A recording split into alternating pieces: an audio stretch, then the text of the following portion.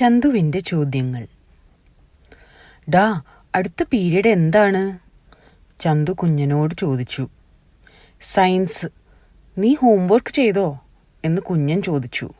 അയ്യോ ഇല്ല, ഇന്ന് ഇമ്പോസിഷൻ കിട്ടിയത് തന്നെ എന്ന് ചന്തു പരിഭവത്തോടെ പറഞ്ഞു. സയൻസ് മാഷ് ക്ലാസ്സിലേക്ക് വന്നു. കുട്ടികളെല്ലാവരും എഴുന്നേറ്റു.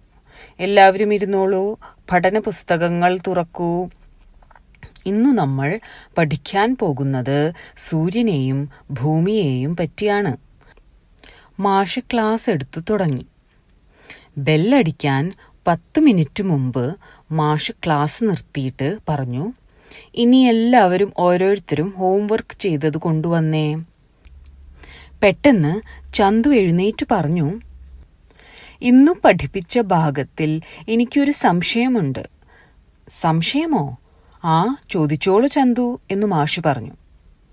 സൂര്യൻ കിഴക്കുദിച്ചു പടിഞ്ഞാറസ്തമിക്കുന്നു എന്നല്ലേ മാഷ് പറഞ്ഞേ എന്ന് ചന്തു ചോദിച്ചു.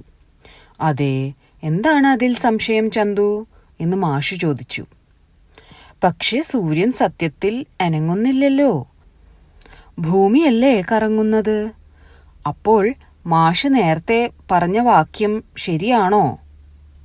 മാഷ് ഒന്ന് പരുങ്ങി, എന്നിട്ട് പറഞ്ഞു, അത് ചന്തു, നമ്മുടെ ഭൂമി കറങ്ങുന്നത് പടിഞ്ഞാറിൽ നിന്നും കിഴക്കോട്ടാണ്.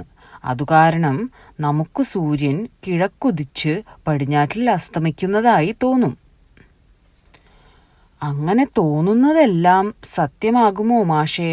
ഞാനൊരു ഉദാഹരണം പറയാം. നമ്മളൊരു തീവണ്ടിയിൽ ഇരുന്നു പോകുമ്പോൾ മരങ്ങൾ ചീറിപ്പായുന്നത് കാണും. പക്ഷേ യഥാർത്ഥത്തിൽ മരങ്ങൾ അനങ്ങുന്നില്ല. അതു നമ്മൾ ഓടിക്കൊണ്ടിരിക്കുന്ന തീവണ്ടിയിൽ ഇരിക്കുമ്പോൾ നമുക്ക് തോന്നുന്നതാണ്. പക്ഷേ തീവണ്ടിയിൽ ഇരിക്കുമ്പോൾ മരങ്ങൾ ഓടിത്തുടങ്ങുമെന്ന് പറയുന്നത് ശരിയാണോ മാഷേ? മാഷ് ആകെ അങ്കലാപ്പിലായി. മാഷിനു വ്യക്തമായി മറുപടി ഒന്നും പറയാൻ കിട്ടുന്നുണ്ടായിരുന്നില്ല. പെട്ടെന്ന് ബെല്ലടിച്ചു. ആ, ക്ലാസ് കഴിഞ്ഞു. ഹോംവർക്ക് ഞാൻ നാളെ നോക്കാട്ടോ. ഇനി നിങ്ങൾക്കു വീട്ടിൽ പോകാം എന്നു പറഞ്ഞു മാഷ് തടി തപ്പി. ചന്തു ഹോംവർക്ക് ചെയ്യാതെ രക്ഷപ്പെട്ടതിൽ സന്തോഷിച്ച് ഇറങ്ങാനിരിക്കെ മാഷ് അവനെ വിളിച്ചു.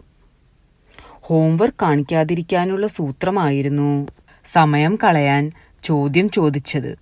അത് മാഷിന് മനസ്സിലായി എന്ന് തോന്നുന്നു എന്ന് ചന്തു മനസ്സിൽ വിചാരിച്ചു മാഷിന്റെ അടുത്തേക്ക് ചെന്നു. എന്താ മാഷേ?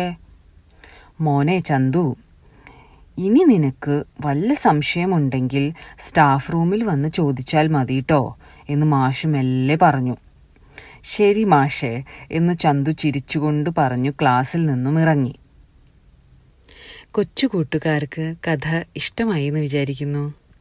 നിങ്ങളോടൊരു ചോദ്യം ചോദിച്ചോട്ടെ.